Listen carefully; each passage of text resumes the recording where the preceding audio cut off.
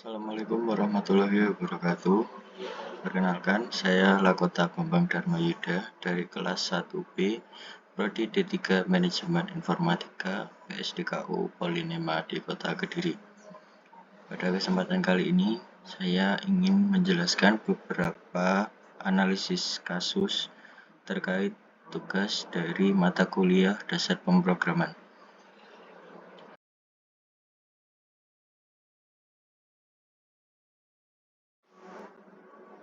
Baik, untuk kasus yang pertama, di sini ada N yang berupa input yang akan dimasukkan oleh user. Inputan di sini berupa integer, yaitu angka bilangan bulat. Lalu ada variabel faktorial yang bernilai 1. Dan di sini ada for i in range. I untuk range mulai dari 1 dan berakhir di N inputan yang dimasukkan oleh user tadi dan ditambah 1. Lalu faktorial dikali sama dengan i ini berfungsi untuk menghitung faktorial dengan variabel faktorial yang dikalikan dengan i sesuai dengan range ini tadi. Dan fungsi print di sini adalah untuk mencetak hasil dari faktorial yang sudah dikerjakan pada program ini. Untuk melihat output yang dihasilkan dari program ini, langsung saja kita run. Nah, kita masukkan angka. Saya masukkan angka 5. Nah, maka akan keluar 5 faktorial, yaitu 120, dan program selesai.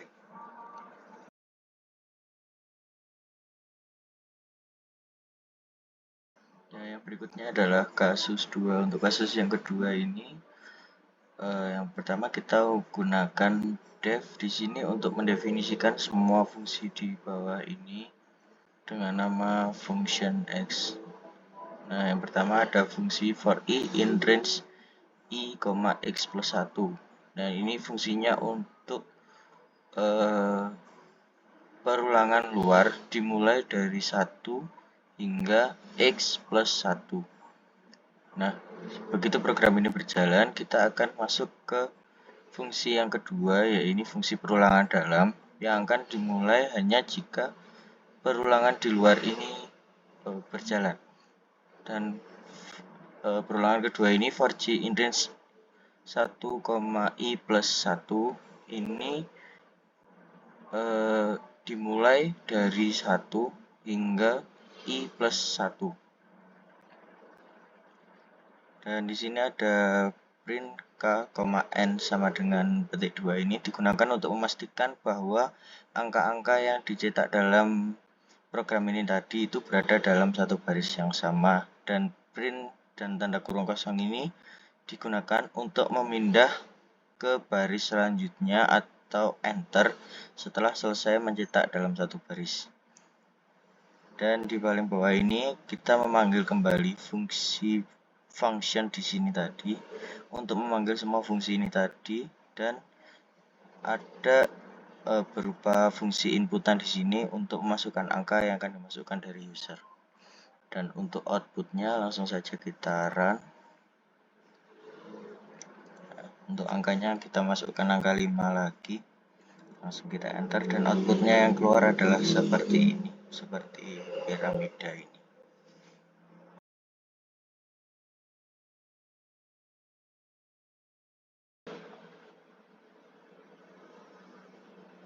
Ya, untuk berikutnya kasus yang ketiga. Program ini digunakan untuk memeriksa bentuk segitiga dari panjang ketiga sisi yang diinputkan di sini. Di sini ada variabel x, y, dan z, dan ketiga-tiganya berupa inputan yang nantinya masing-masing ini akan dimasukkan panjang dari sisi-sisi sebuah segitiga.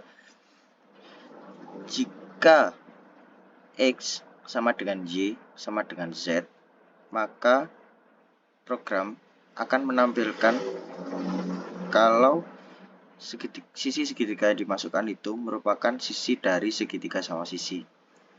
Dan jika x sama dengan z, atau x sama dengan y, atau x sama dengan z, atau bisa dikatakan dari 3 sisi yang dimasukkan tersebut ada 2 sisi yang sama, maka program akan membaca kalau sisi dari segitiga tersebut berasal dari segitiga sama sisi.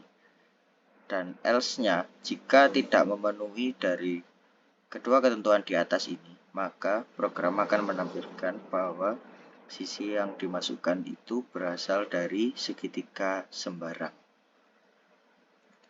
Dan untuk outputnya langsung saja kita run di sini. Pertama kita masukkan sisi X, kita masukkan 3. Sisi Y kita juga masukkan 3 dan sisi Z kita masukkan 3. Maka kalau kita enter, dia akan membaca segitiga tersebut merupakan segitiga sama sisi. Dan ini kita clear dulu. Dan untuk memeriksa yang kedua merupakan segitiga sama sisi, kita run sekali lagi. Kita masukkan 2 sisi yang sama, kita masukkan 3. Sisi Y kita masukkan 3 lagi. Sisi Z kita bedakan menjadi 4 cm. Nah, maka program akan menampilkan bahwa segitiga tersebut merupakan segitiga sama sisi. Lalu kita clear sekali lagi dan kita periksa untuk else-nya. Kita run sekali lagi. Kita masukkan 3 sisi dengan ukuran yang berbeda. Kita masukkan sisi X2, sisi Y3, dan sisi Z4. Maka program akan menampilkan segitiga tersebut merupakan segitiga sembarang.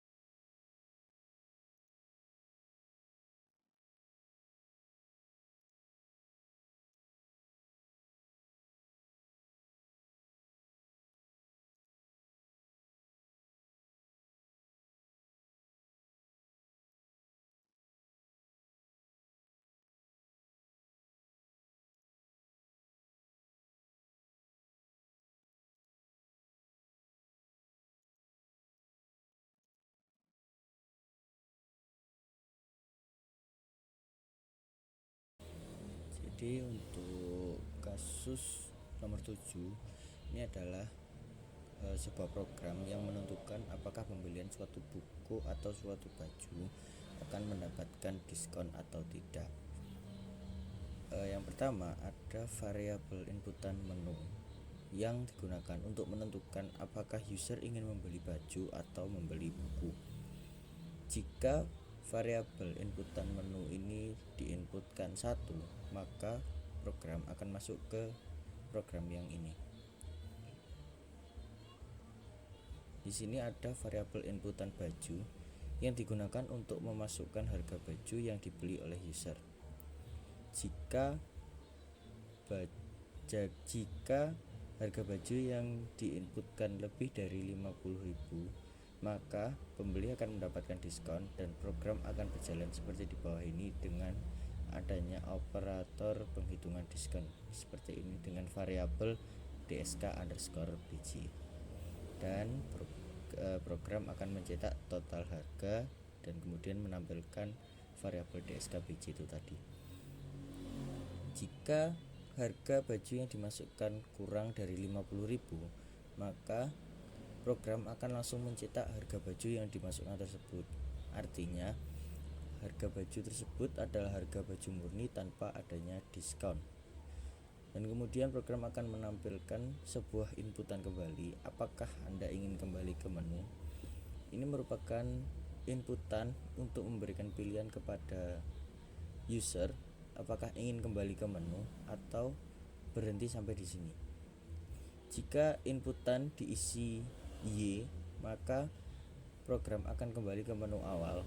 Namun jika inputan back ini diisi N, maka program akan berhenti sampai di situ. Dan jika inputan menu di awal tadi diisi angka 2, maka kita akan masuk ke menu buku. Ada variabel inputan buku yang berisi yang digunakan untuk memasukkan harga buku yang dibeli.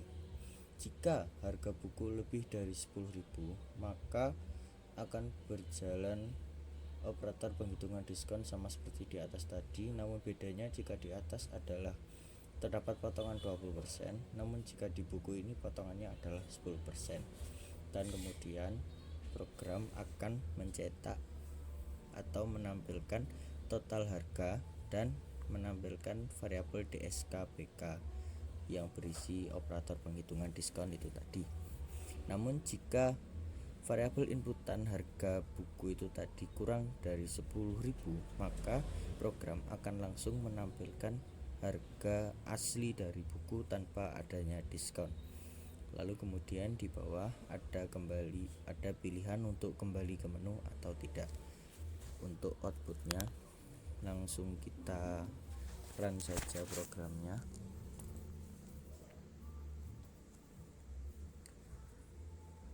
Ya, untuk pilihan barang saya coba masukkan pilihan 1, yaitu baju. Harga baju kita ingin melihat apakah dia akan diskon 20% atau tidak. Saya masukkan 100.000 ya. Nah, maka akan tampil total harga 80.000 dan akan ada pilihan kembali. Anda ingin kembali ke menu ya atau tidak.